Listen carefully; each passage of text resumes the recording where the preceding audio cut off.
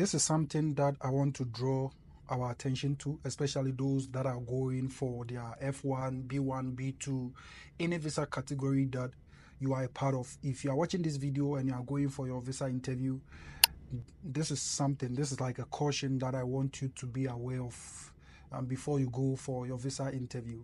So recently, I hold free mock sessions where we prep and interview international students who are here to come to the United States to pursue their degree programs. And one thing I noticed was one guy, I'm not going to mention his name because of confidentiality sake, he went for his visa interview and he got denied.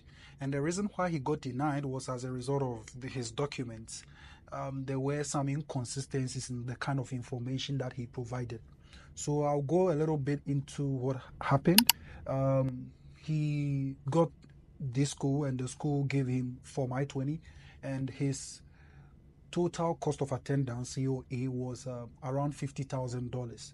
And he didn't get scholarship, so he was going to self-fund, but he was working with an organization, and the organization was taking almost everything in terms of the deficit. So if, let's say, it's 50,000, the organization were going to take like $40,000, and he was to provide the additional funding, which was going to be like $10,000. But one thing that happened was that instead of the school to apportion, let's say, 40,000 for the company that was sponsoring the guy, they reduced the guy's amount, the company's amount, to, let's say, 30,000 instead of 40,000, because the guy provided a bank statement which was going to cater for his 10,000 deficit, but his bank statement was more than the 10,000 the school requested for.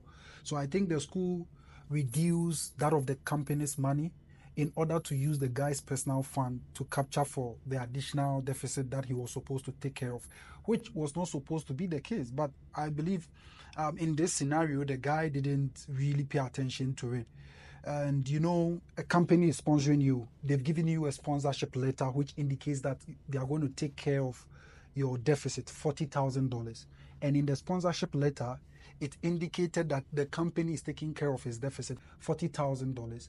But on the Form I-20, the school had reduced the money because the guy provided, like I said, he provided his personal funds, and his personal funds were had a lot of funds. So instead of they putting the fact that the guy was taking care of the additional deficit of 10,000, they made it more, and like it exceeded the 10,000. They made it to exceed the 10,000, and they actually reduced the amount that his company was supposed to cater for, which was like the 40,000. They reduced it to like 33,000.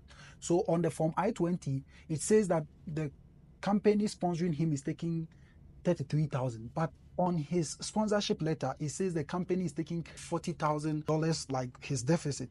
So there is a contradiction, there is some inconsistency in there. So as a result of that, the consular told him that, you know what, your I-20 says the company is taking 33,000, by your sponsorship letter it says they are taking 40,000. How do you explain this? The guy actually had a genuine reason to explain, but by the time he was done, the consular didn't even allow him to explain himself, and he got his visa denied. So if you are watching this video, I just want to use this opportunity to advise you that if you are going for your visa interview, make sure that every details that is on your Form I-20 is the same information that is on your sponsorship letter. Once there are any form of inconsistencies in your application, you will get your visa denied.